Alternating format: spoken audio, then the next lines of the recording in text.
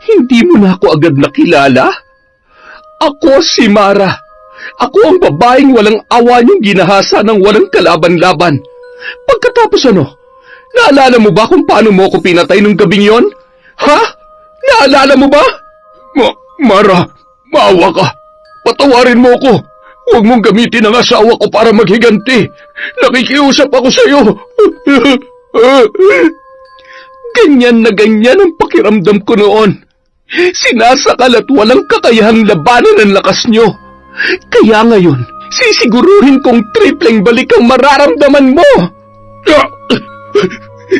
Nandiyan na siya. Magtago na tayo, Angelito. Papatayin niya tayo. Papatayin ka rin niya. Paano ko patatawarin ang lalaking binaboy ang buo kong pagkababae? Hayop ka. Kamatayan ang nararapat sa'yo. Hindi ko alam kung bakit Angelito ang pangalan mo. Gayong mas masahol ka pa sa demonyo.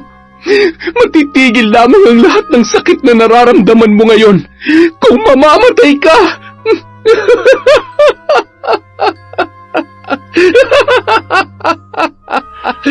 Taon 2009.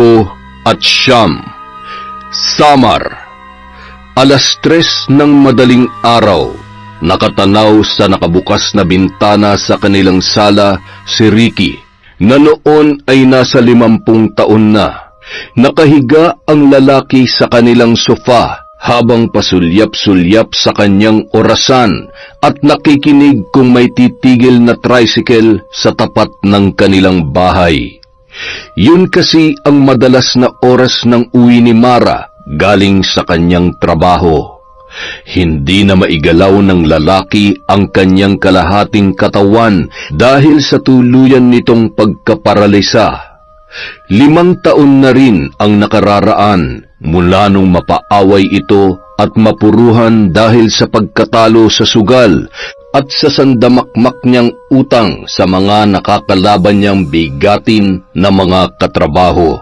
Yun na lang kasi ang pinagkakaabalahan niya mula nang mamatay si Irene, ang kanyang asawa at ina ng 3 niyang anak na sina Mara, Jello at ang bunso na si Renzo. Sariwa pa sa kanyang isipan kung paano siya binago ni Irene simula nang makilala niya yon. Bukod sa barumbado ay sadyang lulong sa sugal, alak at minsan tumitikim siya ng ipinagbabawal na gamot.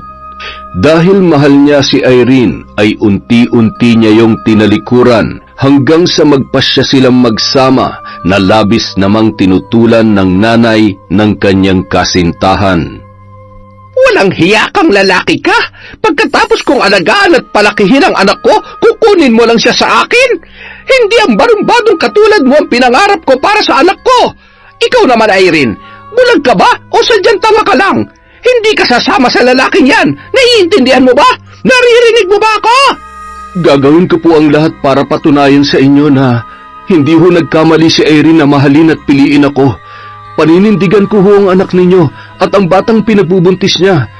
Patawarin niyo ho kami pero hindi niyo na po kami mapipigilan pa. Nagmamahalan po kaming dalawa. Mahal na mahal ko po ang anak ninyo. Ano? Buntis ka, Irene? Patawarin niyo po ako, Nay. Kapag lumabas ka sa bahay na ito, kalimutan mo ng nanay mo ako.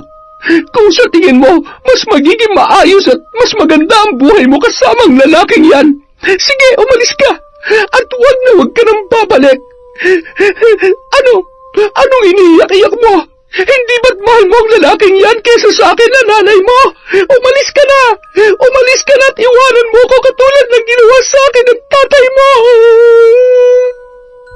Nagsama sina Irene at Ricky. Nagkaroon ng maayos na trabaho ang lalaki. Nag-ipon, nagpakasal hanggang sa nagkaroon na sila ng 3 anak. Ngunit bigla na lamang tinamaan ng malubhang sakit ang kanyang asawa dahilan para maubos ang kanilang ipon at mabaon siya sa utang. 1 taon na pabalik-balik sa ospital para isalba ang kanyang asawa sa sakit na leukemia, ngunit sa huli ay binawian din yon ng buhay. Habang paulit-ulit na sumasagi sa isipan ang mga masasakit na pinagdaanan matapos pumanaw ang kanyang asawa, ay naroon ang kanyang pagsisisi kung bakit kailangang magsakripisyo ang kanyang anak na panganay. Si Mara, siya na ang umako ng responsibilidad ni Ricky at siyang nagtataguyod sa kanilang pamilya. 15 minuto na ang nakalilipas mula nang pumatak ang 3:00 ng madaling araw. Hindi pa rin dumarating ang kanyang anak. Hindi man sabihin ni Mara sa pananamit at oras ng uwi nito, ay nababatid niya kung saan yon nagtatrabaho. Nakahinga ng maluwag si Ricky nang marinig ang tumigil na tricycle sa tapat ng kanilang bahay. Nasisiguro niya na si Mara na yon. Bago tuluyang makapasok ang dalaga, ay nagkunwaring natutulog at humihilik na ang kanyang ama. Grabe, nahihilo na ako sa sobrang antok at mukhang naparami yata ang nainom ko kanina. Siguradong masakit na naman ang ulo ko nito bukas. Nang buksan ni Mara ang pintuan, ay agad siyang napatingin sa kanyang ama na animoy mahimbing na natutulog. Nakakainggit naman ang tulog ni Papa. Ay... Hinagkan niya sa muka ang kanyang ama. Inayos ang manipis nitong kumot sa paa bago pumasok sa kanyang kwarto. Pagdating sa kanyang silid, hinubad niya ang kanyang takong at ibinalibag niya ang kanyang bag. Agad na tumaob sa kanyang kamang higaan.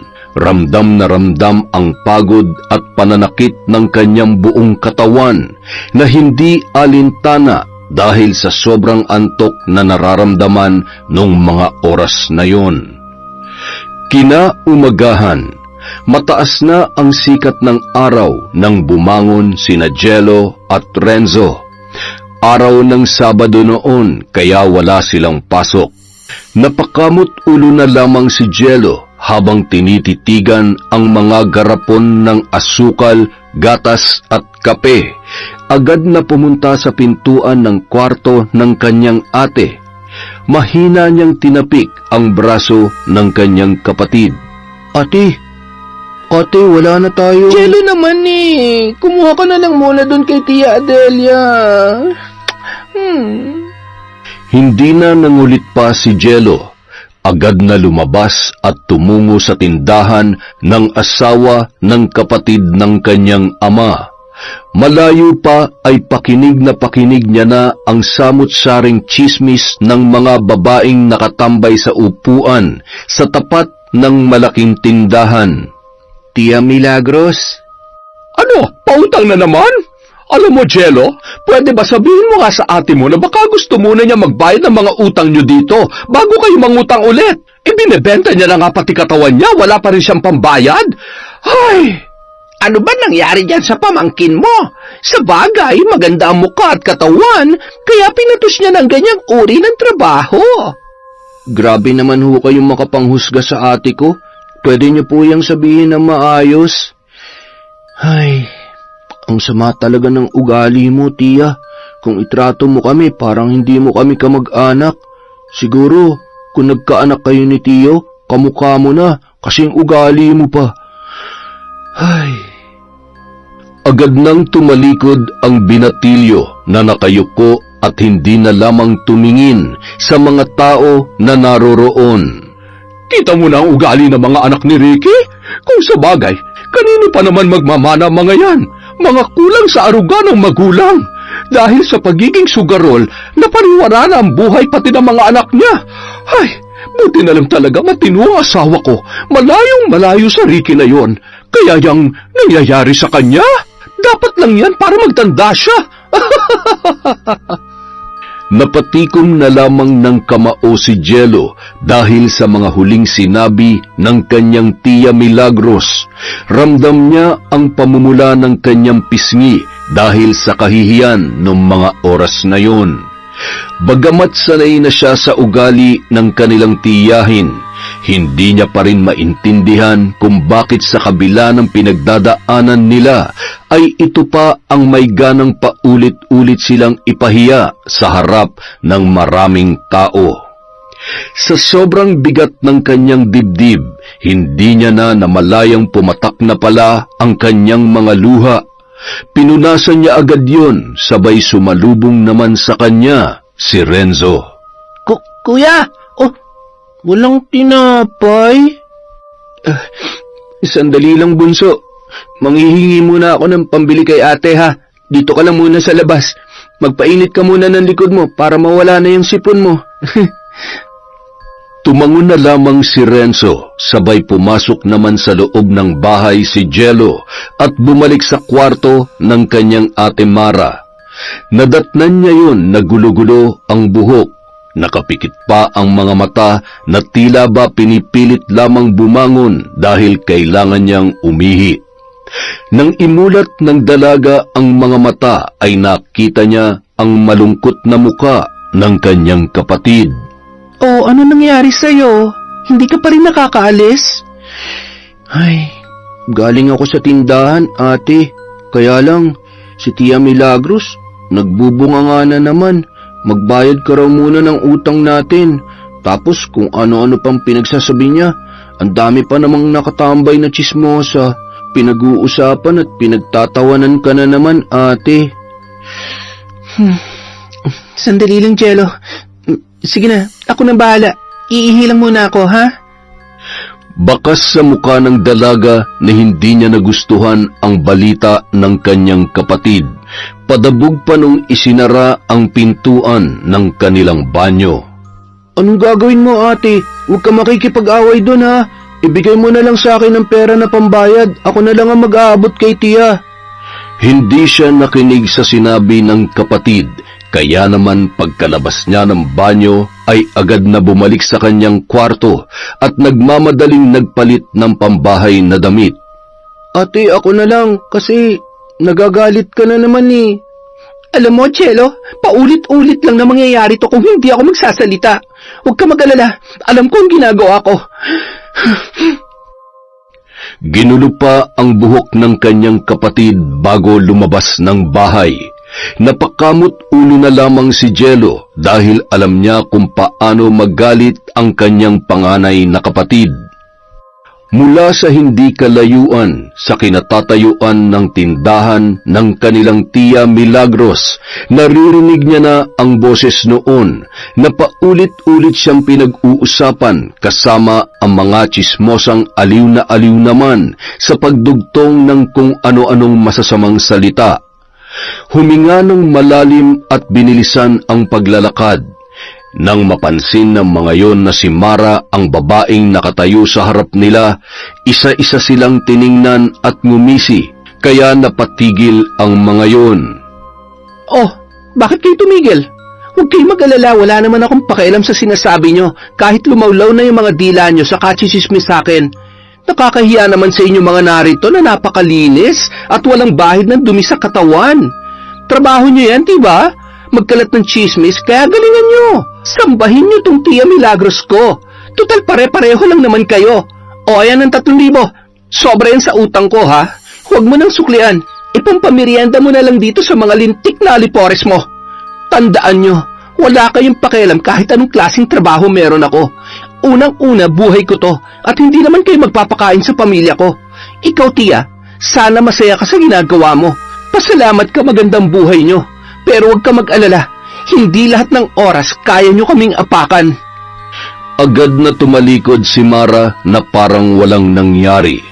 Hindi naman nakaimik ang mga tsismosa, lalong-lalo na ang tiyahin niya, na tila ba nahimasmasan sa sinabi ng dalaga. Lumipat si Mara sa kabilang tindahan para doon bumili. Aling Flor, pabili naman ng pasensya. Naubos na kasi ng mga tsismosa sa kabila. Sabayan mo na rin po ng gatas, kape at tinapay. Salamat po. Inirapan niya ang mga matang nakatingin sa kanya. Sabay pa isa-isa na silang nagsiuwian. Akala niya siya lang ang may tindahan. Napakasama talaga ng ugali. Ay, kamag-anak na naturingan, mas mabuti pa ang ibang tao. Nakakawala ng respeto yung ginagawa niya. Pasalamat siya nakapagpigil ako dahil kung hindi, masasabunutan ko talaga siya para maunat yung buhok niya na kasing baliko ng ugali niya. Matapos iabot kay Mara ang mga pinamili niya ay agad na rin siyang umuwi. Sumilip pa ang kanyang tiyahin, sabay irap nung makalayo-layo na ang dalaga. Napakayabang, akala mo kung sino? Bayarang babae lang naman. Ay, wisit! Nang makarating sa bahay ay agad namang tumakbo papalapit si Renzo. Yehey! May tinapay na, may gatas pa! Sus, ikaw talaga? Nagugutom na ba ang bunso na yan? Naku, mukhang hindi pa rin nawawala yung ubo at sipon mo ah. Halika na sa loob para makapag-almusal na tayo. Hawak ang kamay ng bunsong kapatid. Nakangitim pumasok si Mara at nakatingin naman sa kanya si Jello na animoy may gustong sabihin nung mga sandaling yon. Ano, bakit ganyan ka makatingin, ha? Nagbayad lang ako ng utang. Mula ngayon, ha, walang sino man sa inyong dalawang bibili kay Tia Milagros. Naintindihan nyo? Ay, wag nyo na lang din pansinin kung anong sinasabi at naririnig nyo sa tabi-tabi. Basta, galingan nyo ang pag-aaral. Lalo ka na, Jello, ha? Huwag ka mag-alala, ate. Sisiguruhin ko na hindi masasayang ang lahat ng sakripisyo mo para sa amin. Masaya nilang pinagsaluhan ang kape at tinapay na nagsilbi nilang almusal. Pagkatapos ay muling bumalik sa kwarto si Mara para ituloy ang kanyang naudlot na pagkakatulog. 5:00 na ng hapon nang magising ang dalaga. Nagmamadaling maligo at inasikaso ang sariling gamit na kailangan niyang dalhin. Pagkatapos magbihis ay agad nang lumabas ng kwarto at dinampot ang isang maliit na bag na may laman na pagkain. Inihanda na yun ni Jello para sa kanyang kapatid. Ate, bakit halos mag-iisang buwan ka nang nagdadala ng kanin at ulam? Di ba libre naman ang pagkain sa trabaho mo? Oo, may pinagbibigyan lang ako niyan. Naawa kasi ako dun sa matandang palaboy malapit sa bar na pinagtatrabahuhan ko. Lagi niyong tatandaan na hindi natin kailangan maging mayaman para makatulong, ha? Kahit gaano kasimple ang bagay at paraan, ang tulong ay tulong. Yan din po ang sabi ng teacher ko, ate.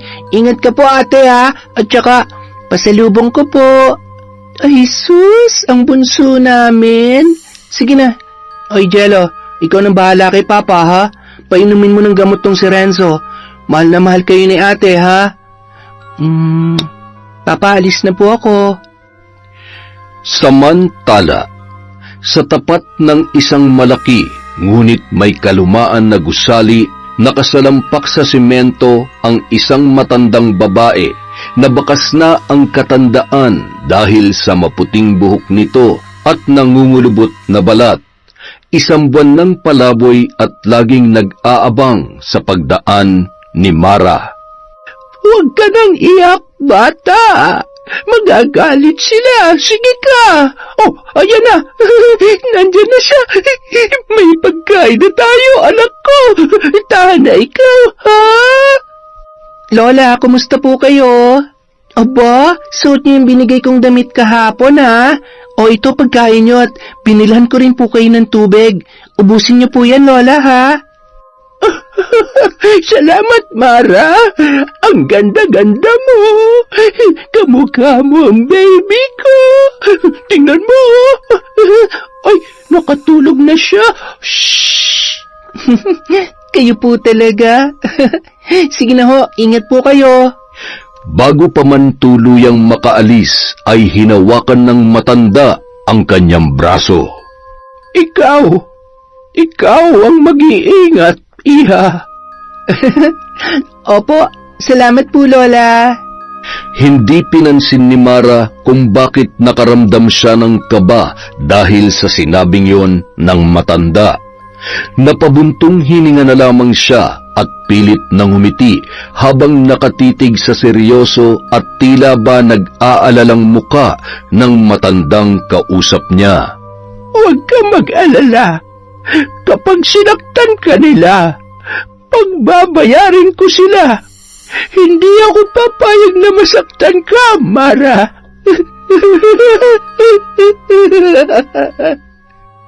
Tumango na lamang ang dalaga sabay tuluyan ng nagpaalam. Paulit-ulit na sumasagi sa isipan niya ang sinabi ng matandang yon. Pinilit niya na lamang ikalma ang sarili para magawa ng maayos ang kanyang trabaho. Matapos sumayaw suot ang mapangakit nitong kasuotan ay nag-uunahan na naman ang mga kalalakihan na gusto siyang makausap ng malapitan. Agad namang lumapit sa manager ng bar ang isang matipunong lalaki. Barbie, alam mo naman na siguro kung sinong gusto ko. Naman, sir. Sandali lang ha. Uunahan ko na kayo. Hanggang table lang yan, hindi yan nagpapaano. Alam nyo na. Ay, daming sinasabi. Ako na mismong kakausap sa kanya. Tingnan ko na lang kung makakatanggi pa yan sa offer ko. Di ba, Enrique? Wala pang babae na tumatanggi sa'yo. Mara darling, halika dito. Alam mo na kung paano tsikahin ang mga ganyang lalaki, ha? Pasayahin mo sila at mukhang may matinding pangangailangan. Huwag ka na magpakipot. Bigati ng mga yan. Ate Barbs, sandali. Ayoko. Tingnan mo nga, matatanda na mga yan at mukhang mga hindi mapagkakatiwalaan. Pas muna. Hay, Mara naman, kahit kailan napakareklamador mo. Mamili ka. I-entertain ang mga yan o mawawalan ka ng trabaho? Ay, oo na, sige na, kakausapin ko na. Pero hindi ako nangangako na... Pumunta ka na doon, bilis! Ang dami pang satsat eh. Nandito ka para sa pera. Hindi ka makakarami ng datong kung puros pagpapakyut lang ang alam mo. Paano ka magkakadatong yan? Kung ganyan ako kaganda at ka-fresh, ay talaga namang hindi ko atrasan ng mga yan. Matipid nang ngumiti at halatang napipilitan lamang si Mara na umupo sa upuan sa pagitan ng dalawang lalaki na noon ay nakangisi habang nakatitig sa kanya. Pagkatapos ay tiningnan siya ng mga yon mula ulo hanggang paa na animoy mga gutom na aso at anumang oras ay handa siyang lapain. Ay, pasensya. Kailangan ko ng mahabang pasensya dahil kapag nagkataon ay maghahanap na naman ako ng ibang mapapasukan. Hindi ako pwedeng mawala ng trabaho. Good evening po mga sir. Nag-enjoy po ba kayo dito? Naman, at mas mag-e-enjoy kami kung papayag ka sa gusto namin. Ano po ba yun? Alam mo naman siguro kung anong pinunta namin dito. Hindi naman po pwedeng magtitigan lang tayo. Isa pa, malaking perang pwede mong kitain kapag sumama ka sa amin at alam mo na, pareho naman tayo mag-e-enjoy kaya siguradong panalo yun. Oo nga naman, Mara. Ano, kailangan mo ng pera? Sumama ka sa amin. Paunti-unting inilalapit ng mga yon ang muka sa kanya at hinawakan ni Angelito ang kanyang hita. Kaya naman siya'y napatayo at hindi niya na napigilan pa ang kanyang sarili. Mga bastos! Hindi niyo ako mapipilit sa gusto niyo! Manigas kayo! Galit na tinalikuran ni Mara ang mga yon. Napakamot ulo na lamang ang manager nito na walang magawa sa inasal ni Mara. Si Mara ang pinakabata at pinakamaganda sa mga alaga niya, kaya kahit napakamaldita at mapili noon ay nanghihinayang siyang tanggalin. Isa pa, si Mara din ang pinakamahusay sumayaw na labis namang kinaaaliwan ng kanilang mga parokyano. Manang-mana sa tatay niya sa katigasan ng ulot kayabangan. Halika na. Nagsasayang lang tayo ng oras dito. Kung hindi madaan sa magandang usapan, edi sa pilitan. Ayos! Anong plano mo? Mukhang masaya yan Halika na. Sumunod ka na lang sa akin kung gusto mong makatikim ng luto ng Diyos mamaya. Aba, yan ata ang grasya na talagang hindi ko tatanggihan. Lumingon pang muli ang dalawa sa kinatatayuan ni Mara bago tuluyang lumabas. Samantalang pilit namang pinakalma ang sarili at saka muling nakipag-usap sa ibang customer na maayos at hindi abusado. Mag-aalas 3 na nang nagpaalam siya sa kanilang manager na nakasimangot at halatang hindi natuwa sa inasal niya nung gabing yon. Tumango lamang yon sabay inabot sa kanya ang pera. Napabuntong hininga na lamang siya sabay pasimpleng lumabas sa loob ng bar. Ngumiti siya nang mapansin na may isang tricycle. Pamilyar ang muka ng driver kaya agad na siyang sumakay at natitiyak niyang alam na rin noon kung saan siya ihahatid. Ang swerte niyo ngayon, madam. Hindi ka na nahirapan pa maghintay ng sasakyan. Mahirap na kasing sumakay kapag ganitong oras, no? Oo nga po, Manong Hulog po yata kayo ng langit. Pasensya ka na, iha. Kailangan ko lang din ng pera. Napapapikit-pikit na si Mara dahil sa sobrang antok. Napansin niya na tila ibang gawi ang lugar na nilikuan nila, kaya agad niyang sinita ang driver. Teka, bakit ho dito tayo dumaan sa sementeryo? Hindi po ba madilim at delikado rito? Ngumisi lamang ang driver ng tricycle, dahilan para lalong bumilis ang tibok ng kanyang puso nung mga oras na yon. At nadoble pa yon nang makita niya ang dalawang lalaki na nakaharang sa daraanan nila. Kasabay ng paghinto ng tricycle ay ang mabilis na paghablot sa kanya ni Enrique, sabay ilang beses siyang sinikmuraan, hanggang sa mawalan siya ng malay. O, yan ang pera. Magpakalayo-layo ka na at siguruhin mong walang makakaalam sa kung anong mangyayari ngayong gabi. Naintindihan mo? Opo. Makakaasa ka, boss. Ayaw ko rin hong madamay kung anong mangyayari sa babaeng yan. Sige na, umalis ka na.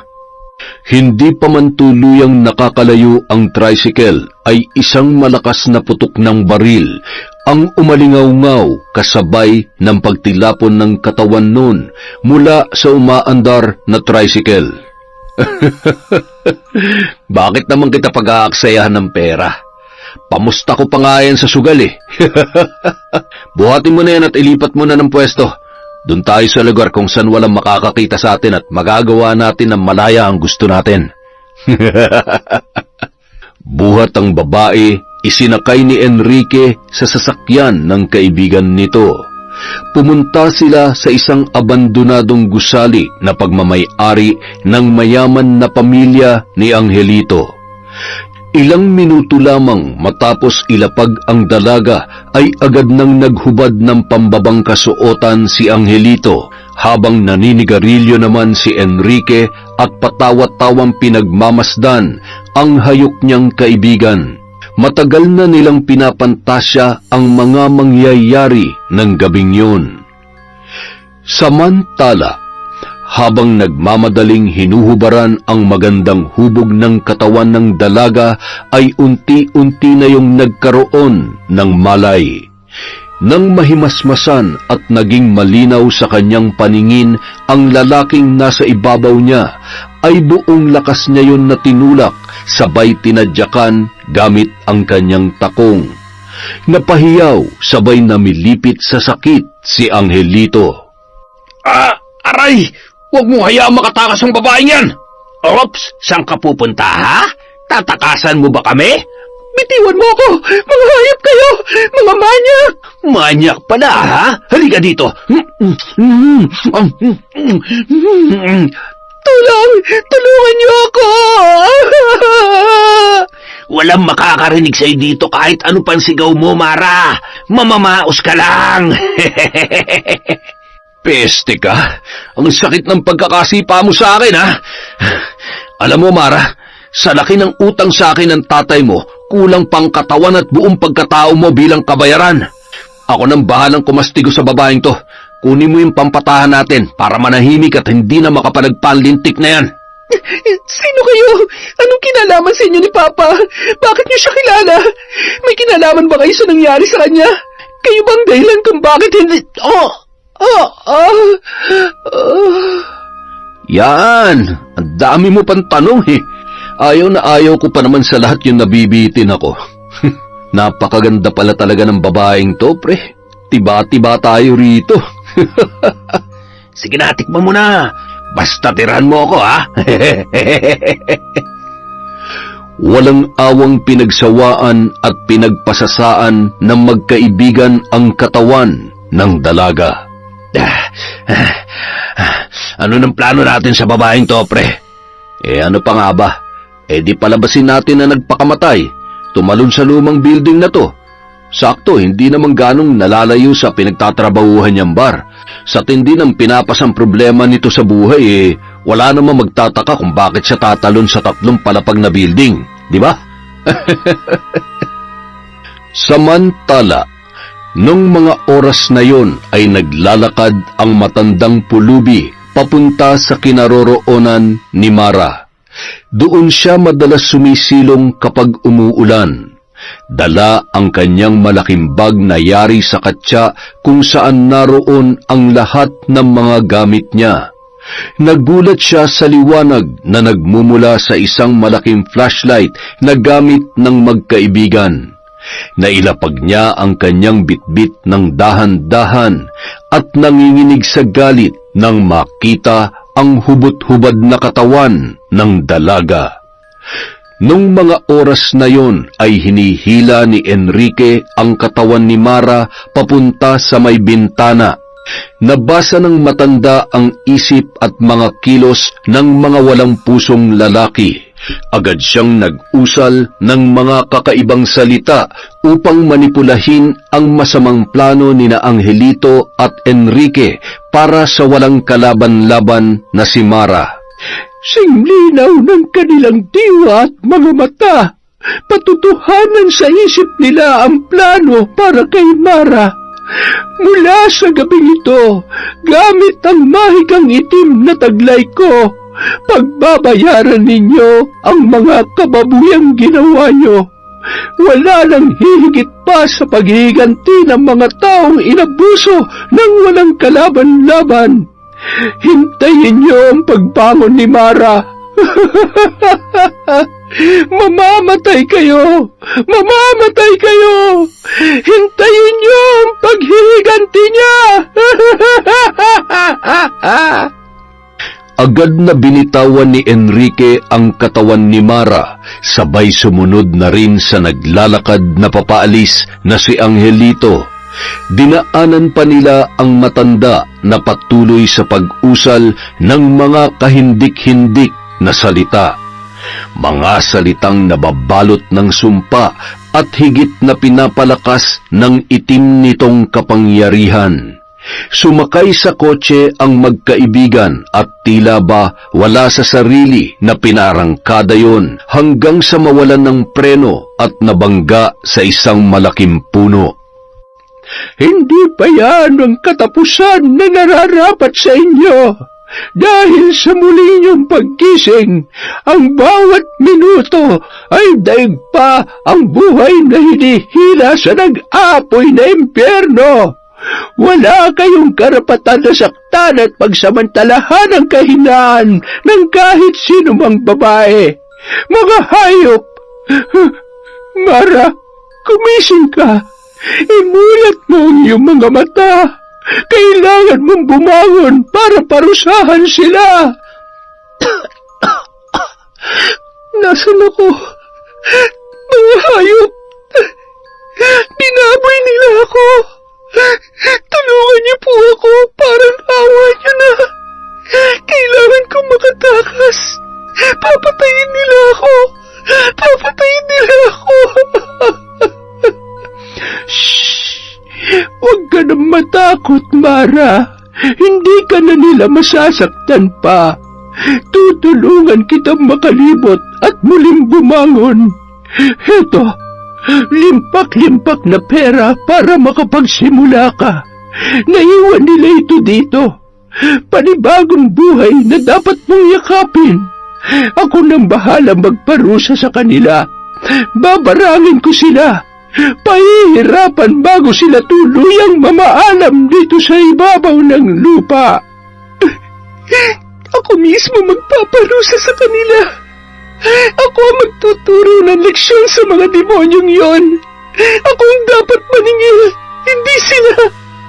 Mula sa ginawa nila kay Papa at pangahalay nila sa akin, lintik lang ang walang ganti.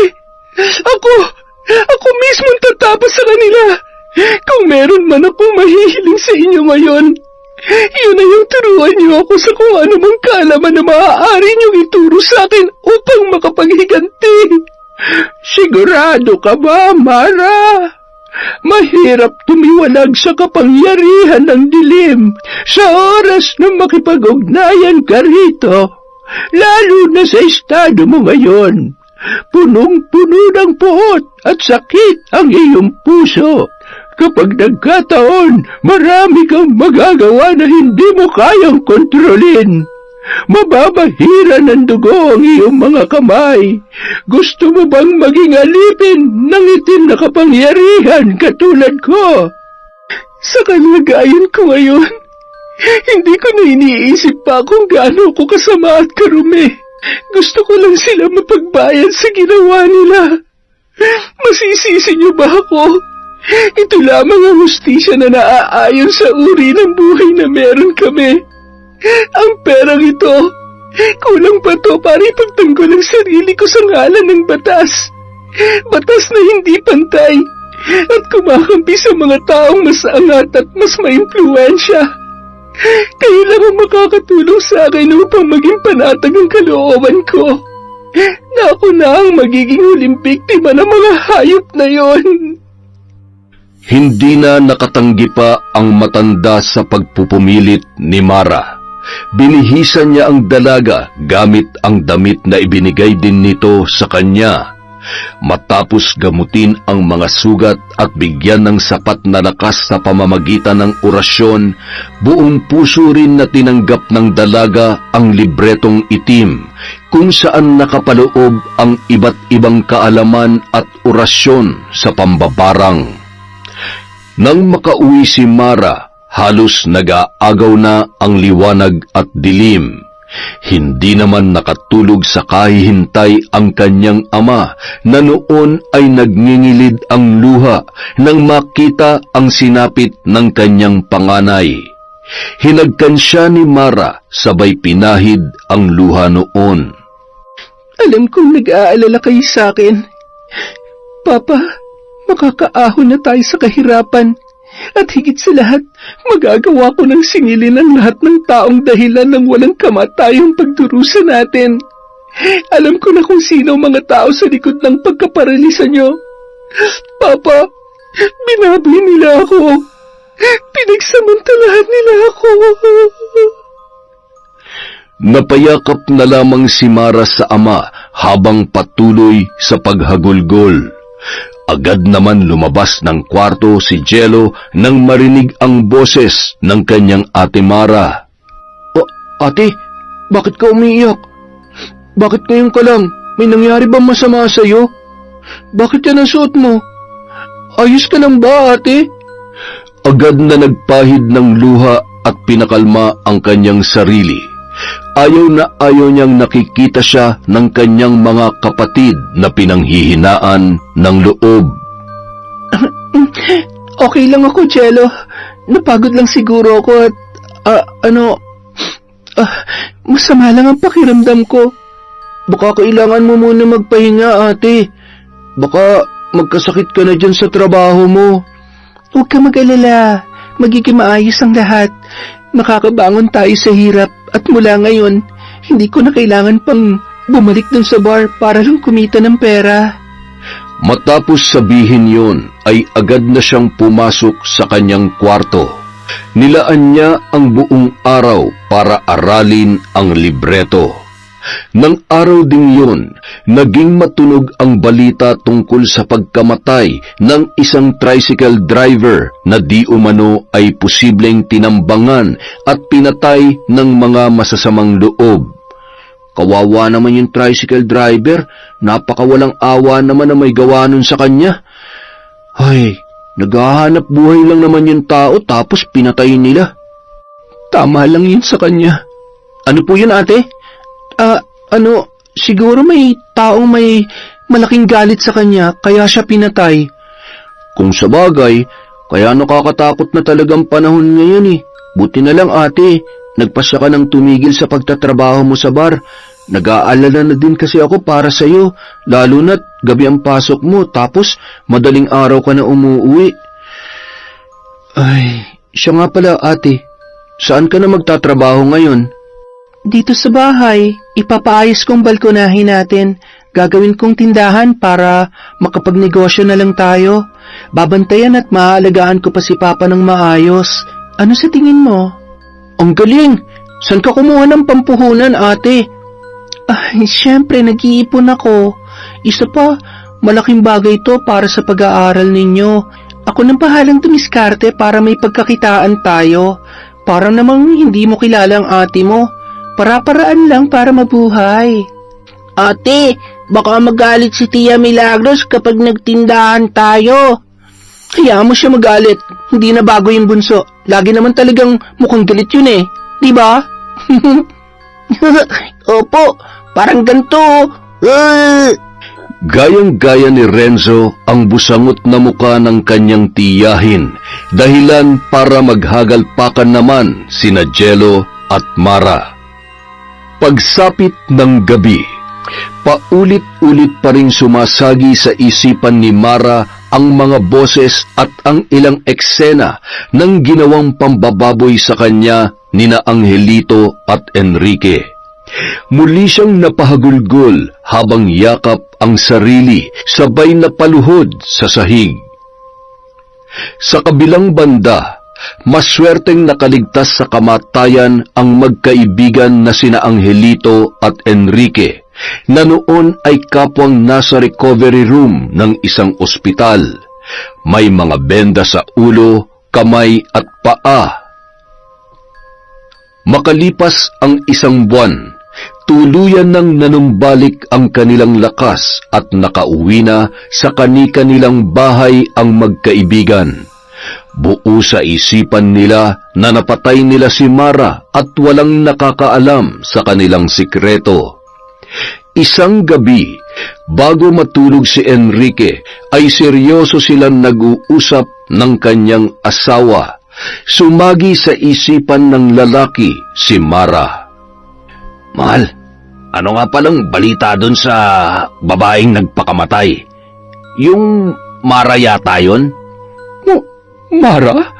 Wala naman akong narinig tungkol dyan. Sino ba yun? Ay, wala, mahal. Baka parte lamang yun ng masasama kong panaginip nitong nakaraan.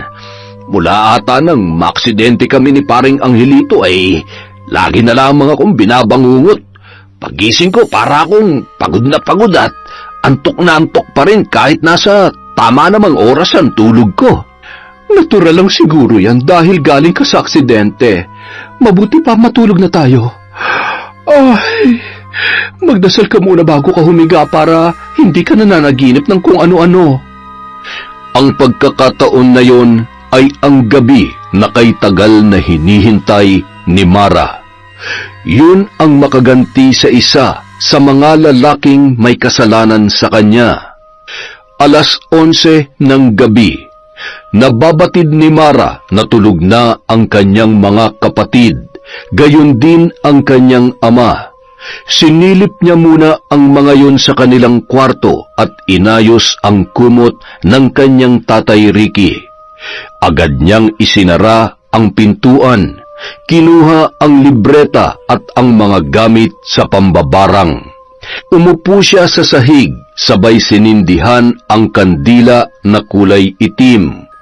Mula sa isang maliit na sisidlan, kinuha niya ang 7 tinik ng punong salimbobog at mga gagambang kalabaw na nakalagay sa isang garapon.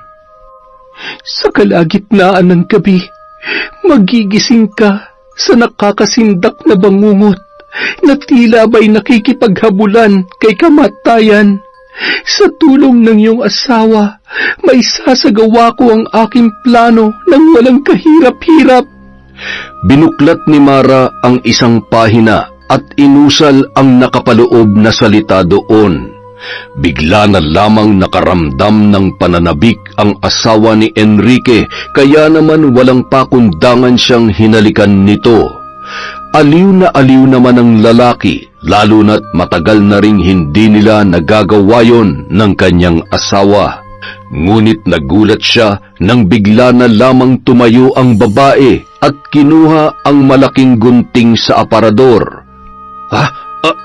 Anong gagawin mo dyan? Huwag ka mag-alala. Hindi pa naman kita papatayin. Tanggalin na lang natin yung ipinagyayabang mo para siguradong tapos na maliligayang araw ng manyakis na katulad mo. Sino ka? Anong ginagawa mo sa asawa ko? Mahal, huwag! Baka tamaan ako niyan! Maawa ka! Huwag ka magpapatalo sa kung sino mang sumasapi sa'yo! Hindi mo na ako agad maalala? Ako si Mara. Ako ang babaeng walang awa ninyong pinagsamantalahan ng walang kalaban-laban. Pagkatapos naalala mo ba kung paano mo ako pinatay ng gabing yon? Ha? Naalala mo ba? Mara, maawa ka! Patawarin mo ko! Huwag mong gamitin ang asawa ko para makaganti! Nakikiusap ako sa'yo! Maawa? Patawarin? Bakit ko gagawin yon sa hayop na katulad mo? Walang kapatawaran ang ginawa niyo sa akin. Hindi dapat kaawaan ang katulad mo. Bigla na lamang naramdaman ni Enrique na parang may kung anong puwersang sumasakal sa kanya. Habang patuloy sa paghalakhak ang kanyang may saping asawa at nanlilisik ang mga mata. Ganyan na ganyan ang pakiramdam ko noon. Sinasakal at walang kakayahang labanan ang lakas ninyo. Kaya ngayon, sisiguruhin kong tripleng balik ang mararamdaman mo. Habang hawak ni Enrique ang kanyang leeg, naramdaman niya ang kung ano-anong nakabarang mga tinik sa kanyang lalamunan. Ni paglunok ng mga oras na yon ay hindi niya na magawa.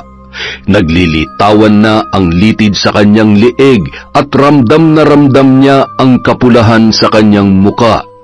Bigla na lamang gumapang papalapit ang kanyang asawa at walang kasing bilis na pinutol ang kanyang sandata. Kasabay ng sigaw at pagtilamsik ng napakaraming dugo ay ang paglapit sa mukha niya ng babae na pilit na ibinuka ang kanyang bibig.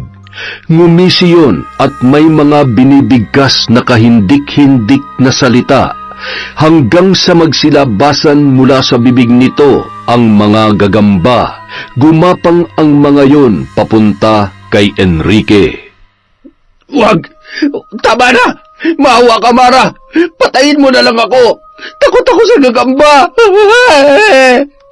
Kinagat yon ng mga makamandag na gagamba, dahilan ng pamamaga ng kanyang buong katawan.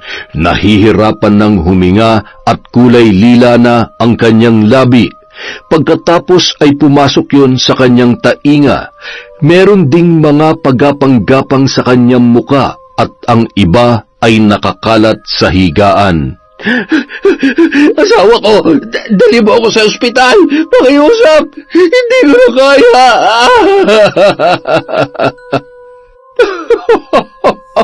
Kawawa ka naman. Mula ngayon, wala ka ng asawa. Alagad ko na siya at ang misyon niya ay pahirapan at iwanan na ng tuluyan ang asawa niyang walang kwenta. Mamamatay ka mag-isa at walang magliligtas sa iyo, Enrique. Wala! Agad na tumalikod ang asawa ni Enrique, tumungo sa kanyang aparador at kinuha ang kanyang malaking bag. Inilagay ang mga gamit niya sa loob noon. Ngumisi pa yon bago lumabas ng pinto. Sakay ng kotse na pabuntong hininga yon habang inaalala ang mga kahayupang ginawa sa kanya ng sarili niyang asawa. Tiningnan niya pa ang peklat niya sa braso nang minsang sinangga niya ang kutsilyo nang tangkain siyang saksakin nito dahil sa sobrang kalasingan. Ang itinatagong galit para sa kanyang asawa ang naging daan kung bakit naging madali para kay Mara na sumapi at gamitin ang babae para paghigantihan si Enrique. Mas gugustuhin ko pa magpakalayo-layo at mamuhay na mag-isa kesa habang buhay kong pilitin ang sarili ko na makasama ka at itrato mo na parang basura. Tingnan natin kung maililigtas ka ng kayabangan at pera mo.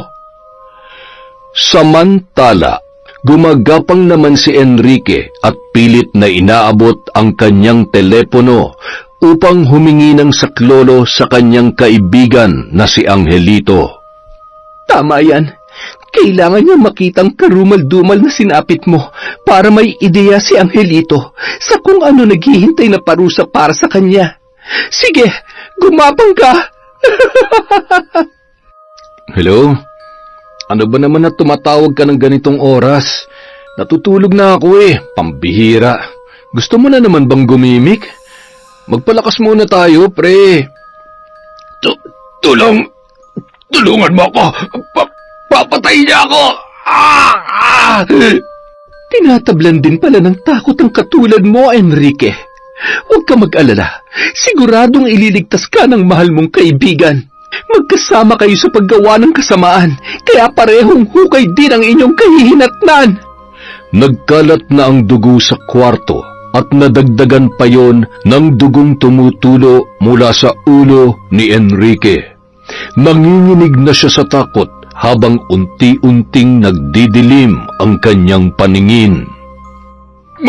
Mara!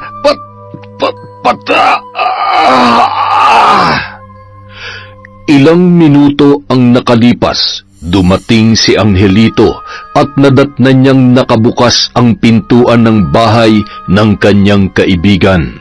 Agad siyang tumakbo papunta sa kwarto ni Enrique. Nadatnan niya yon na walang malay at naliligo sa sariling dugo. Sa tulong ng kanyang driver, binuhat nila yon. Paanong nagawa sa kanya to ng sarili niyang asawa? Sa tagal niya nang alam na ng bababae si Enrique. Ngayon niya lang naisipan na putulan ng... Ay, mga babae talaga, oo. Bakit ho ganyan ang kulay at itsura niya? Mukha hong nakagat ng kung ano-anong insekto. Bilisan mo na lang ang pagmamaneho at baka hindi na to umabot sa ospital. Enrique!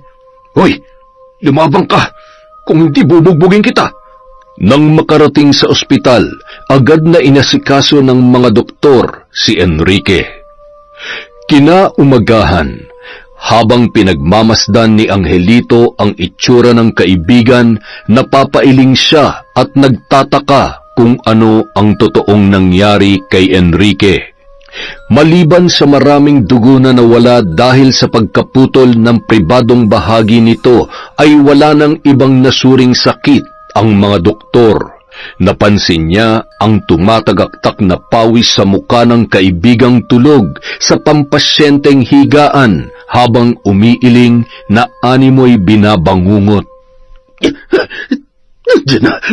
Nandiyan na siya! Magtago na tayo, Angelito! Papatayin niya tayo! Papatayin ka rin niya! Ano ba nangyayari sa'yo? Maayos ka nga! Sino bang tinutukoy mo?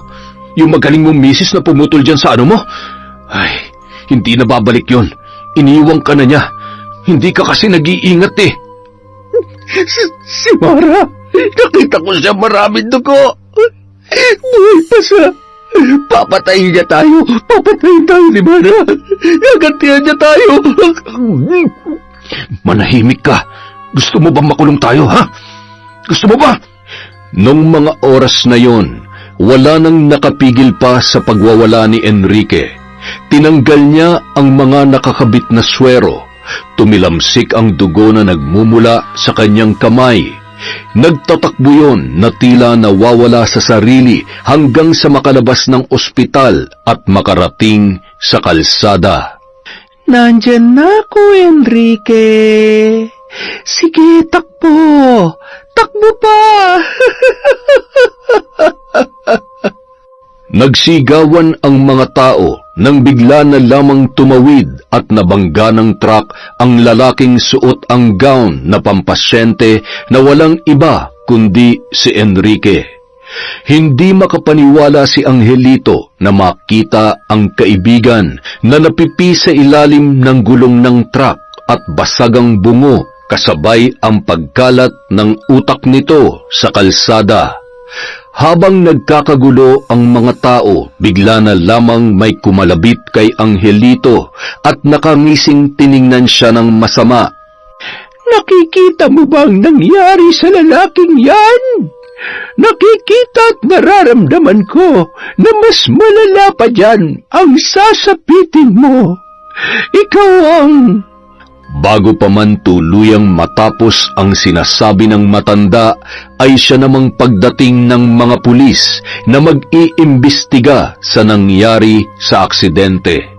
Sinubukang ikalat ang kanyang paningin hanggang sa makita niya ang isang babae na pamilyar ang kasuotan. Nakatalikod, ngunit sa tindig noon ay nababatid niya na si Mara. Buhay siya! Buhay pa nga siya! Hindi maaari! Sira yata ulo ng lalaking yun eh. Paanong buhay pa eh? Napipina nga sa ilalim ng gulong. Grabe ang pinagdaanan niya, no? Kawawa naman.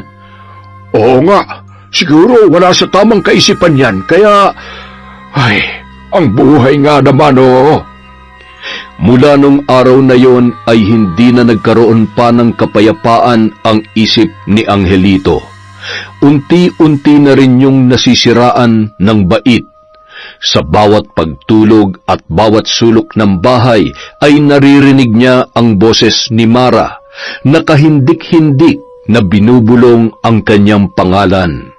Hindi na rin ito makatulog dahil sa tuwing pinipikit niya ang kanyang mga mata ay ang nanlilisik at duguan na mukha ni Mara ang kanyang nakikita.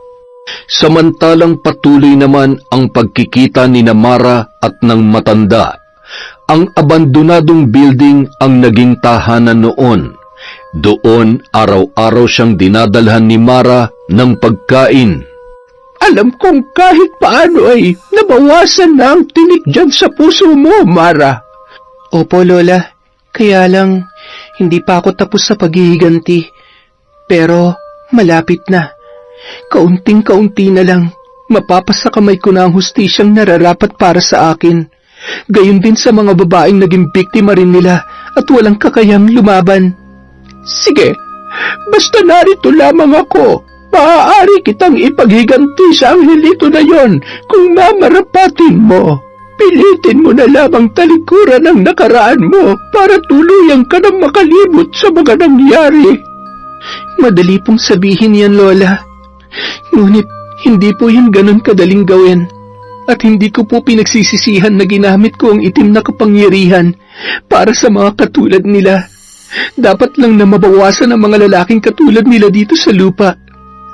Bukas na bukas rin, araw ng Biyernes, ang araw ng kanyang kamatayan at katapusan ng aking paghihiganti.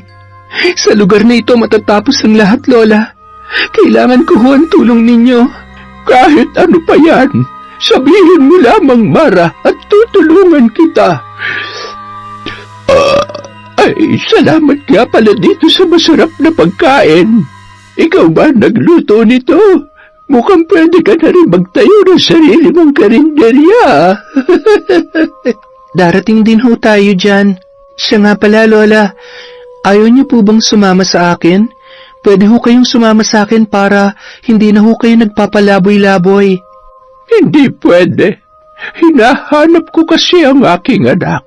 Kailangan ko siyang hanapin at bawiin sa lalaking yon. Kawawa naman siya. Nasaan kaya ang anak niya?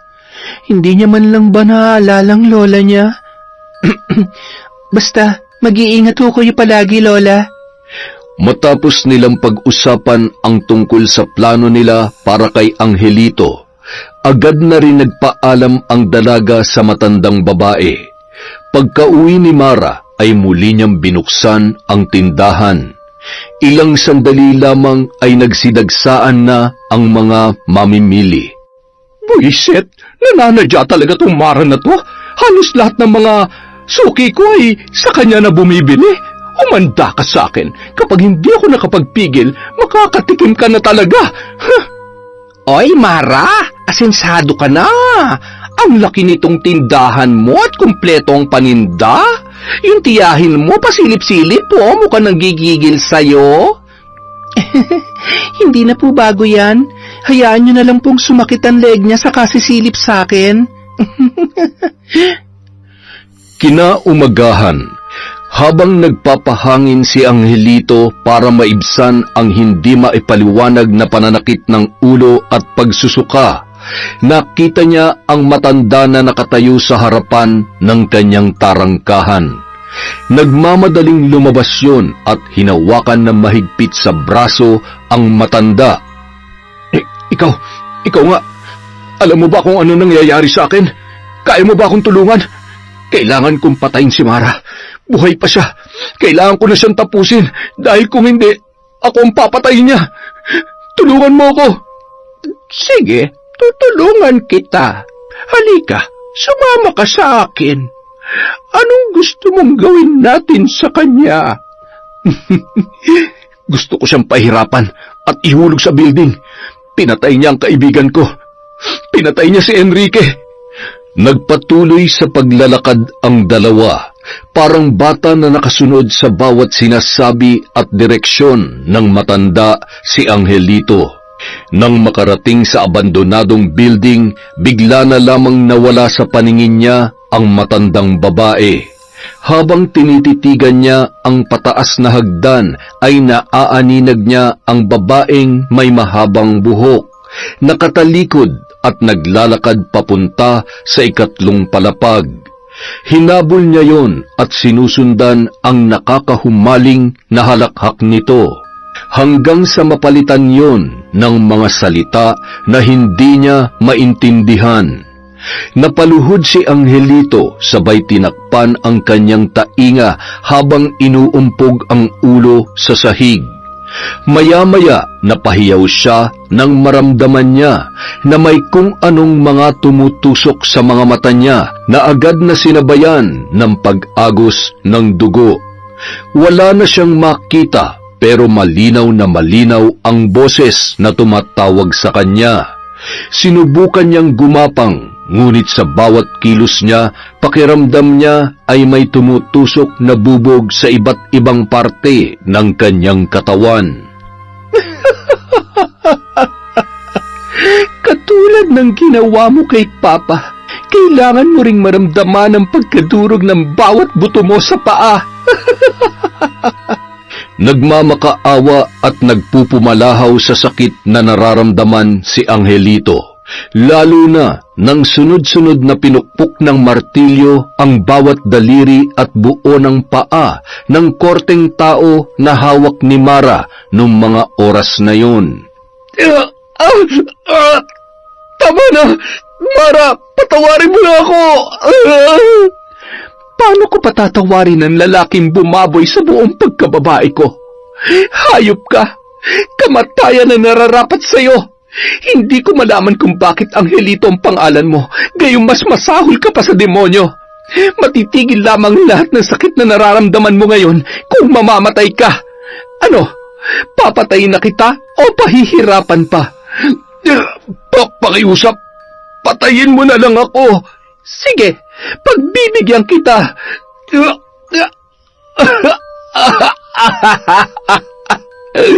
Malakas na ako. Nakakakita na ako. Magaling na ako. Oo naman. Kaya sabihin mo sa lahat ng mga tao na malakas ka na. Dali! Sabihin mo sa kanila kung anong klaseng tao ka. Ha? Yan! Takbo! Bilisan mo pa!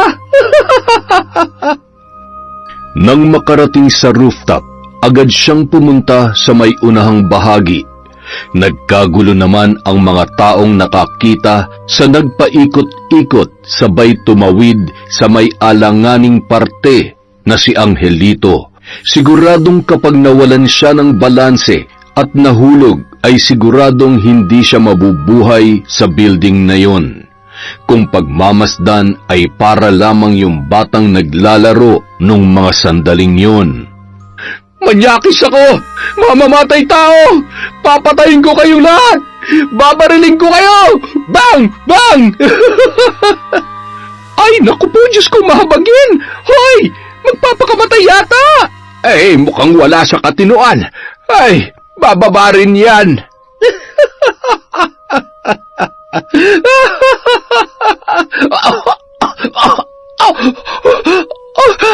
Anong nangyayari sa akin? Nanghihina ako at nahihirapan akong huminga. Hindi! Kailangan kong patayin si Angelito! Dahil sa panghihina ni Mara, nanumbalik sa sariling kaisipan si Angelito dahil hindi niya na kayang kontrolin ang isip at kilos nito. Ha? Anong ginagawa ko dito? Bakit nandito ako? Dahan-dahan at nangangatog ang kanyang tuhod na bumaba sa kanyang kinatatayuan. Ramdam niya pa rin ang bawat sugat sa iba't ibang parte ng kanyang katawan. Walang hiya ka, Mara. Demonyo ka, anong ginawa mo sa akin? Anong klaseng nilalang ka? Sigurado ako may kinalaman ka sa pagkamatay ni Enrique at sa lahat ng mga kababalaghang nangyayari sa akin. Tingnan mo nga ang mga sugat ko. Ang mga durog kong daliri sa paa. Kinukula mo ba ako? Ha? Wala kang karapatang magalit dahil mas masahol pa dyan ang ginawa mo sa akin. Kulang pa yan, Angelito. Kulang pa yan. Hindi ako titigil hanggat hindi kita napapatay. Aray. Ano? Kita mo na. Siguradong sinisingil ka na ng Diyos dahil sa pagpatay mo sa kaibigan ko. Wala kang karapatang banggitin ang pangalan ng Diyos dahil pareho lang tayong makasalanan. Pero sa ating dalawa, ikaw ang dapat maparusahan at unang masunog sa impyerno. Ibang klase ka rin talaga, Mara. Hindi ko alam kung saan ka kumukuha ng lakas ng loob na kalabanin ako. Wala kang pinagkaiba sa tatay mo, masyado nagtatapang-tapangan, pero wala namang ibubuga. Sabihin na natin na mangkukulam ka o kahit anong klaseng nilalang ka pa. Tingnan mo nga yung sarili mo. Mukhang mauuna ka pa sa akin mamatay. Alam mo, kung wala ng mga tao na makakakita, ikaw ang ihuhulog ko sa building na ito. Akalain mo na paglaruan mo kami gamit ang pagiging mangkukulam mo? Hindi ko lang talaga maintindihan kung paano kang nakaligtas noon pa. Hindi bale, dahil ngayon, sisiguruhin kong mamamatay ka. Wag! Pakiusap! Kailangan pa ako ng mga kapatid ko! Anong sabi mo? Magpaalam ka na, Mara. Ngayon nakikiusap ka samantalang ako gusto mo akong patayin? May habilin ka ba sa mga kapatid mo? Ha? Sabihin mo na, para naman maiparating ko sa kanila. Paalam na, Mara! Kinuha ni Angelito ang isang hollow blocks. Ihahambalos na sana niya yon sa dalaga nang sakto namang dating ng matanda na hangos na hangos. Wag! Wag mo siyang sasaktan!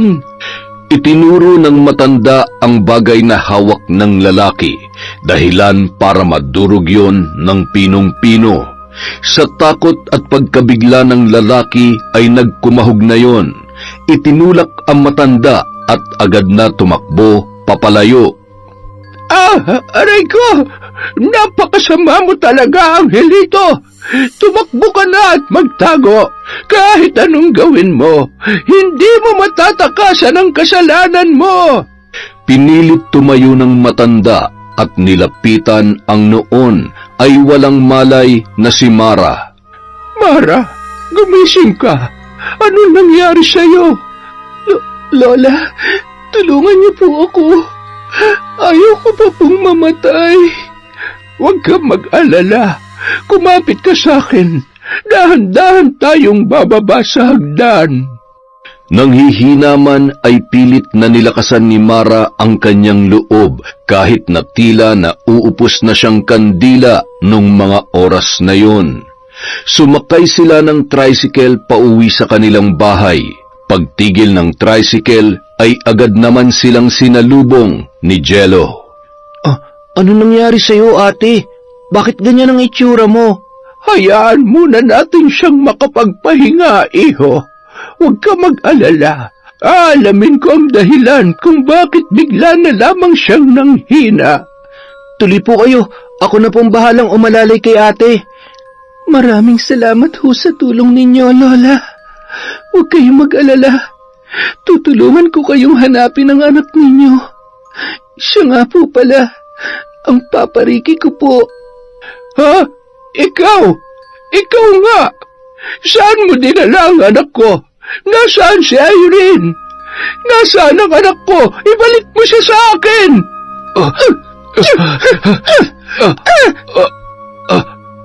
Lola, sandali lang ho. Maawa naman po kayo kay Papa. Ano po bang kasalanan niya sa inyo? Bakit niyo po siya kilala?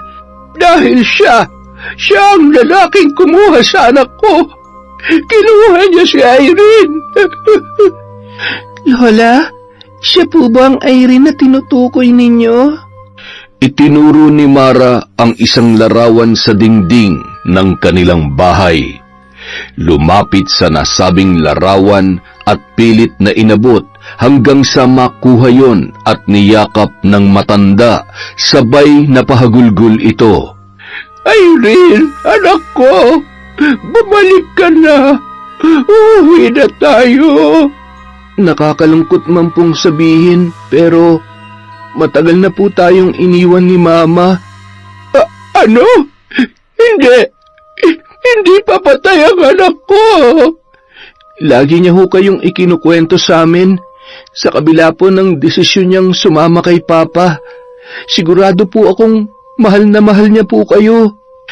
Tumango lamang ang matanda habang patuloy sa paghagulgol at niyayakap ang larawan ng kanilang ina. Niyakap yun ng mahigpit ni Mara at pinatahan sa pag-iyak. Huwag na po kayong malungkot. Mula ngayon, hindi niyo man po makakasama si Mama. Hindi naman po namin kayo iwan at pababayaan. Kami po ang mga apo ninyo. Kami na lamang po ang babawi sa mga pagkukulang sa inyo ni Mama. Patawarin niyo po sana siya. Hindi naman makapaniwala ang matanda na patuloy pa rin sa pagdaloy ang mga luha habang mahinang tinatawag ang pangalan ng kanyang pinakamamahal na anak na si Irene. Ngunit sa kabila ng pagdadalamhati sa kanyang nalaman, masaya naman siyang natagpuan ang kanyang mga apo. Pinili na lamang patawarin ng matanda ang lalaking naging dahilan ng paghihiwalay nila ng kanyang pinakamamahal na anak, lalo na't lantang gulay na yon. Mababakas ang pagsusumamo sa mukha ni Ricky, kasabay ang hindi rin nito mapigilan na paghikbi. Alang-alang sa mga apo ko, kakalimutan ko ang lahat. Hindi ko na maibabalik pa ang buhay ng anak ko. At saka bilang isang ina, alam ko sa sarili ko na may mga mali akong nagawa. Sa sobrang pagmamahal ko sa kanya, nakalimutan ko ang katotohanan na anak ko lang siya at hindi ko pag-aari para diktahan ang kanyang puso. Naging makasarili ako noon. Nagpatalo ako sa galit at sama ng loob. Nung araw ding yun, nalaman nila na isa ring mambabarang ang dahilan ng panghihina ni Mara at ang hindi maipaliwanag na sakit na kanyang naramdaman. Sinundan pa yon ng pagsusuka ng dugo at may kasamang mga patay na insekto na lalo lamang nagpatunay sa hinala ng kanyang lola. Mayroon nagpapabarang sa iyo. Sino naman ang gagawa sa iyo nito? Imposible namang si Angelito dahil kontrolado mo siya nitong mga nakaraan. Isang tao lamang po ang maaaring gumawa nito sa akin. Isang tao na nagngingit-ngit sa galit dahil sa ayaw na ayaw niya nakikita na kahit papano nakakaluwag-luwag na kaming pamilya. Si Tia Milagros po. Huwag kang mag-alala, Apo. Ako na ang bahala. Kayang-kaya kong labanan ang mambabarang na nilapitan niya. Ipapatikim natin sa kanya ang parusa para sa mga kamag-anak na mapang-alipusta at inggitera. Isang maling desisyon sa buhay niya ang pakialaman ka at kahit sino man sa inyo na mga mahal kong apo. Samantala, Ano? Nagawa mo bang pinapagawa ko? Pahirapan mo sa kahit anong paraan. Yung tipong mas gugustuhin niya na lang mamatay sa sobrang sakit. Kaya lamang ay merong kumukontra. Malakas siya at sa tingin ko ay hindi ko kaya. Ano pa naman yan? Galingan mo naman. Dodoblehin ko ang bayad kapag nagawa mong patayin ang Mara na yon. Ay, pinapahirapan talaga ako ng lintik na yon. Bakit parang humihilab na naman ang tiyan ko? Di ko maintindihan kung gutom ba ako o may kung ano kong nakain. Ay, ewan. Bilisan mo na kasi dyan. Ay, huwag mo naman sayangin ang oras at pera ko. Gusto kong gumapang sa hirap ang babaeng yan kasama mga kapatid niya. bigla na lamang napatigil ang mambabarang sa kanyang ginagawa. Dinampot noon ang isang kutsilyo at humarap kay Milagros habang nanlilisik ang mga mata. Kung ikaw kaya ang patayin ko, napakasama ng ugali mo. Wala ka man lang bang kahit katiting na konsensya dyan sa katawan mo? Oh, bitawan mo ako! Maawa ka! Ano ba nangyayari sa'yo? Wala kang awa. Pati mga bata ay dinadamay mo. Mas masahol ka pa sa aming mga alagad ng dilim. Marahil ang buto mo ay kulay itim dahil buong katawan mo ay punong-puno ng inggit at kasamaan. Mapapatay kita. Isang pagkakamali na pagtangkaan ang buhay ng mga mahal kong apo. Pagsisisihan mo to hanggang sa huling hininga mo. Umalis ka na, magtago at magpakalayo-layo. Kahit saan ka pa magpunta, hahabulin ka ng iyong konsensya sa lahat ng mga ginawa mo sa kanila noon at pagtatangkang patayin si Mara. Sisingiling kita, magbabayad ka. Nanginginig ang tuhod na tumakbo papalabas ng bahay ng mambabarang si Milagros. Dinayo niya pa yun para lamang ipabarang ang dalaga. Habang tumatakbo, hindi niya malaman kung saan siya pupunta nung mga oras na yon. Hanggang sa naisin na lamang nitong pumunta sa simbahan at doon ay patakbong tumungo sa may altar. Naninikluhod at walang humpay sa pagdarasal. Ay, Diyos ko! Patawarin niyo po ako! Tulungan niyo po ako! Ayaw ko pa pong mamatay! Matapos ang taimtim na pagdarasal at paghingi ng gabay at tulong sa lahat ng mga santo, palingon-lingon na tila may kung anong pinagtataguan habang papalabas ng simbahan. Mahigpit na nakahawak sa rosaryo at patuloy sa pag-usal ng mga dasal. Pumara siya ng tricycle pauwi sa kanyang bahay. Bumaba siya sa may di kalayuan at palingon-lingon na lakad-takbo ang ginagawa. Baka kasi kung may anong nakasunod sa kanya. Nang mga oras na yon, nababatid niya na ang babae na sumapi sa mangkukulam na nilapitan niya ay ang lola ni Mara. Kailangan ko makuha mga damit ko. Aalis na ako sa lugar na ito. Diyos ko, iligtas niyo ako sa mangkukulam at alagad ng demonyo.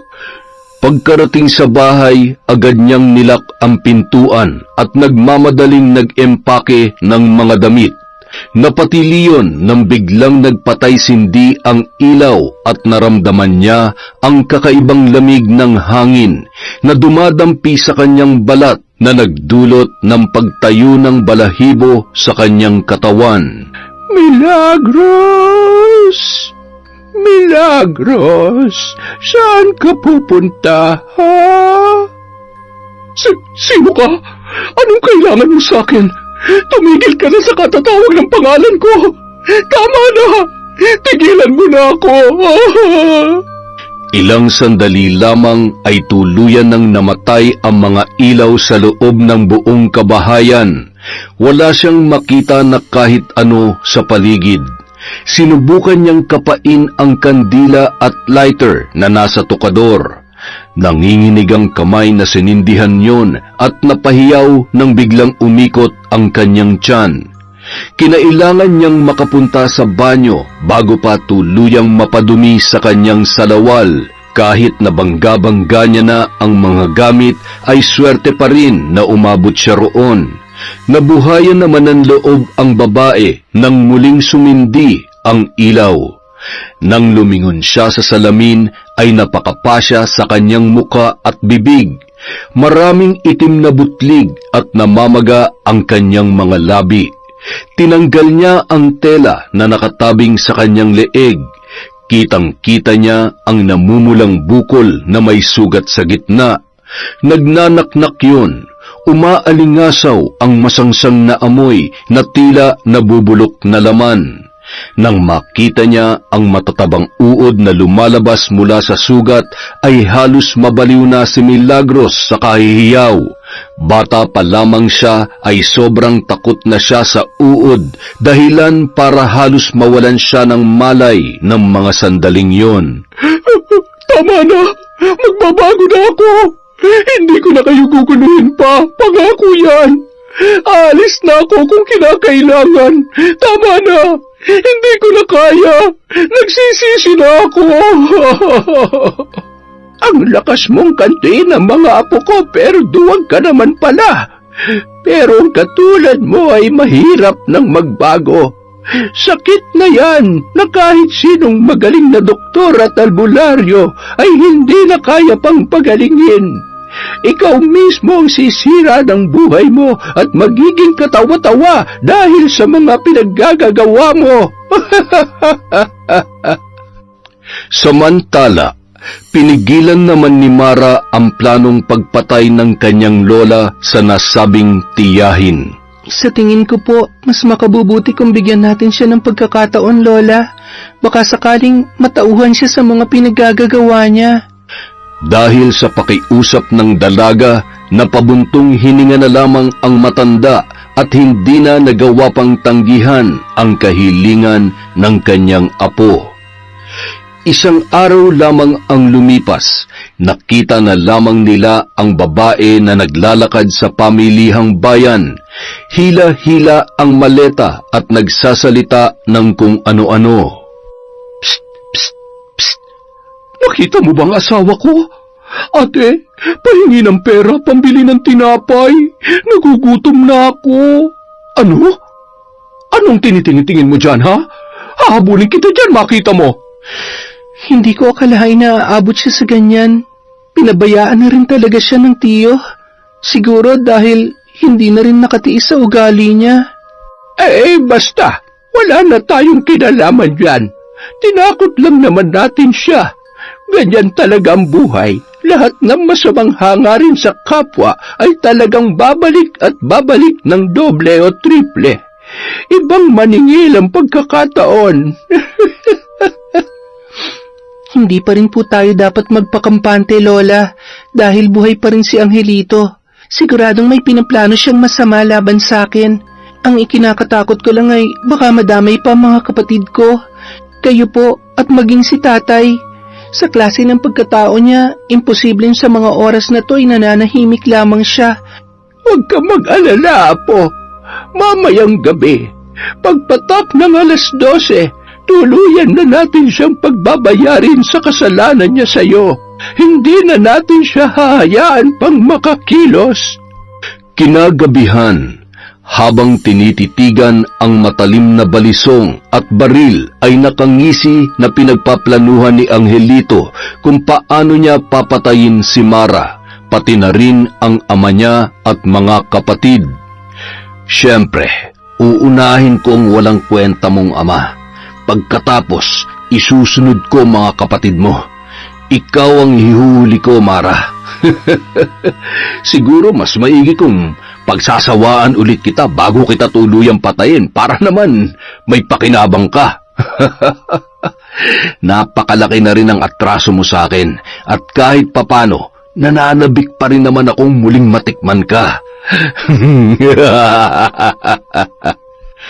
Agad nitong inabot ang pitsyel at takma na sanang iinom ng tubig nang bigla na lamang niyang nabitiwan yon. Nanginginig ang kanyang kamay na hindi niya mapigilan at maintindihan kung bakit. Kasunod noon ay naramdaman niya ang napakalamig na ihip ng hangin at ang mga kahindik-hindik na mga bulong na hindi niya maunawaan kung saan nagmumula. Napatakip siya ng tainga at palingon-lingon sa paligid, habang patay-sindi naman ang mga ilaw. Mara, ikaw ba yan? Tinatakot mo ba ako? Lumabas ka at huwag ka magtago. Huwag mo akong dinadaan sa lintik na itim na kapangyarihan mo.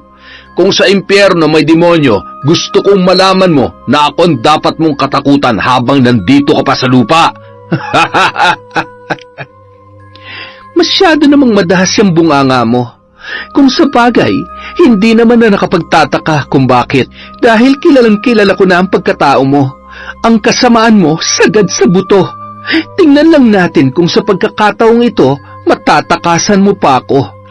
Habang umuusal ng mga kakaibang salita, itinuturo ni Mara ang lalaki. Habang papalapit ng papalapit yon, sinabayan pa yun ng pagriritwal ng matanda na noon ay nasa kanilang bahay upang gabayan at makipagsanib puwersa sa lakas ni Mara. Huwag ka lalapit sa akin! Pakiusap! Huwag ka lalapit sa amin! Bakit parang nabahagyata ang buntot mo? Kanina lamang ay masyado kang matapang at gusto mo nga akong patayin, hindi ba? Hayop! Kahit ilang beses mo pang pagtangkaan ang buhay ko, hinding-hindi ka magtatagumpay dahil ako ang karma mo at ako ang papatay sa'yo. Mamili ka kung alin ang gagamitin mo sa pagpatay sa sarili mo. Ang balisong na ito o ang baril na ito? Pwede rin naman kitang ihawi ng buhay kapag sinilaban ko tong napakaganda mong bahay. Hindi na babagay sa pagkatao mo eh. Dapat sa'yo, nasa lugar kung saan lumalagablab ang apoy at may nagbabagang putik. Ilang segundo na lang, pagbubuksan ka na ni San Pedro at siguradong pagsasarhan ka ng langit, Angelito. Ay, bakit ba kasi Angelito? Dapat demonyito, dahil ikaw ang pinakamasamang taong nakilala ko. Mara, tama na. Maawa ka sa akin. Nakakatawa ka talaga. Kaya nga para hindi ka na mahirapan, heto, Angelito Demonyito, hawakan mo na mahigpit ang kutsilyong ito. Hawakan? Bakit? Hawakan mo na maayos. Yan, ganyan. Magaling. Dapat ganyan. Susunod ka sa akin para hindi ka na masaktan. Alam mo kasi, yan ang gagamitin mo para patayin ang mga garapata na nakadikit sa iyong katawan. Dahan-dahang hinubaran ng damit ni Mara ang lalaki. Napalundag si Angelito sa hindi mabilang at halos walang awa na mga garapatang nakadikit sa kanyang katawan. Ramdam niya ang pangil na nanunusok sa kanyang balat at ang pagsipsip ng mga yon sa kanyang dugo. Aray! Mara! Tulungan mo ako! Natatakot ako! Aray! Aray ko! Ang sakit!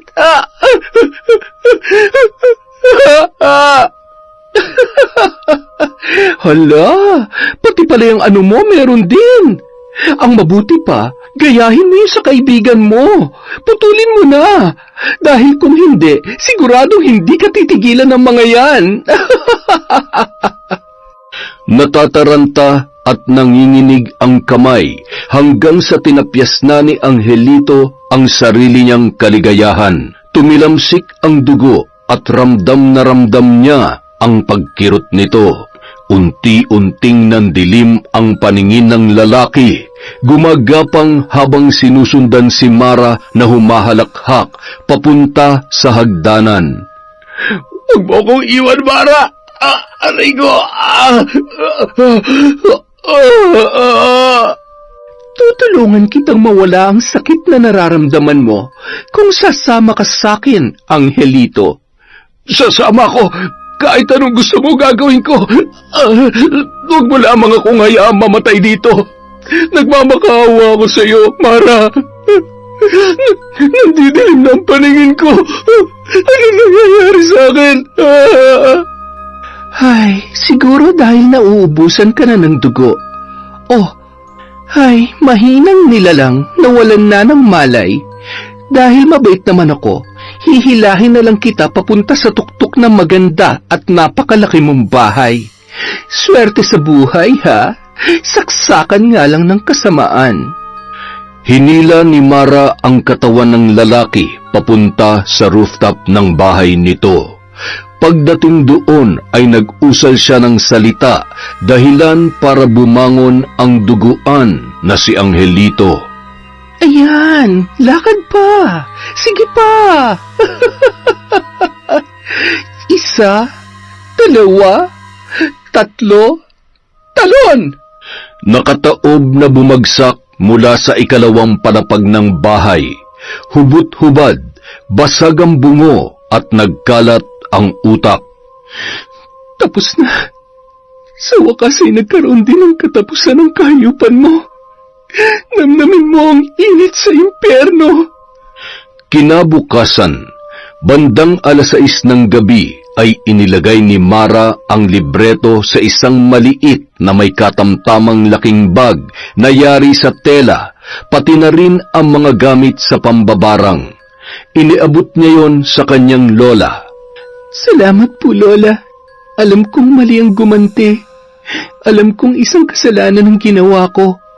Pero nahanap ko ang kapayapaan sa puso ko, ang hustisya na hinahangad ko dahil sa libretong ito at sa mga itinuro niyo sa akin. Naiintindihan kita, Apo.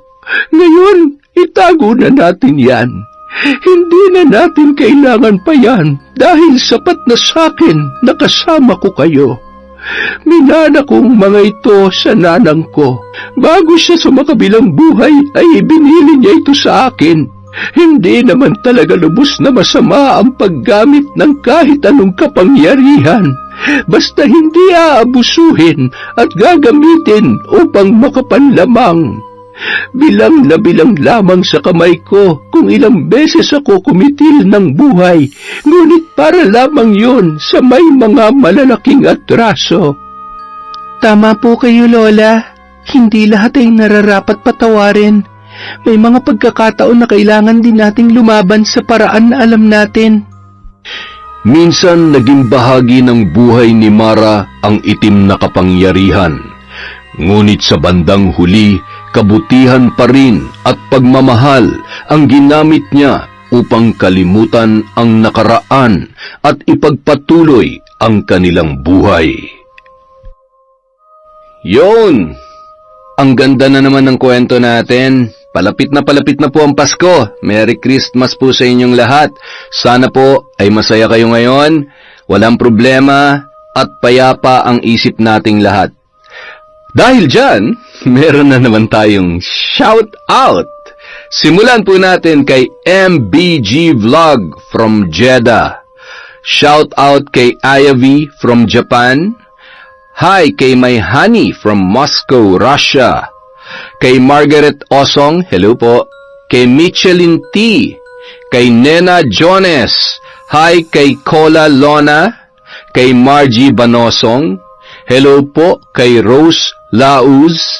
Kay Excel Rose Natividad from Coronadal City, South Cotabato.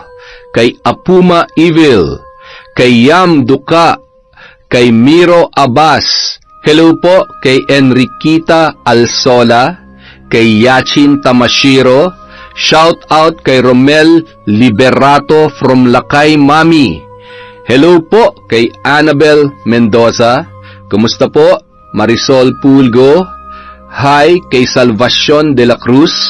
Shout out kay Girly Aguasito from Zamboanga City. Hello din po kay Christine Angela Grefaldia. Hi kay Vivian Valenzona from Cebu. Kay Lagawero Xiao TV. Supporter po natin yan na sobra. Lahat naman po kayo, syempre, alam natin yan. Maraming salamat po sa pagsuporta sa Kwentong Enteng. kay Robert Crimen. Hi kay Rose Guevara from Canada. Kay Isabel Liana, kay Lorna Panokyal, kay Christina Maman from Korea. Hello po kay Josie Aquilino, kay Trio Cabives from Talisay, Cebu. Hi din po kay Susie Kiaman. Hi kay Granny and Len from Hong Kong. Hello kay Norma Kali from Saudi Arabia. Shout out kay Chantal Bell. Hi kay Shiva Ledesma and Ledesma family from Sagay City. Hello din po kay Divina Lagunsay. Hi kay Rashayan Licarte from Israel. Hi kay 15 Smile A from New Zealand. Lamig dyan, ma'am. Hello kay Jem Dalina at syempre kay Tita Serrano. Kung hindi po kayo nabanggit ngayon, wag po kayong mag-alala dahil nakalista na po ang mga pangalan nyo. Merry Christmas po at maraming salamat mula sa Kwentong Enteng.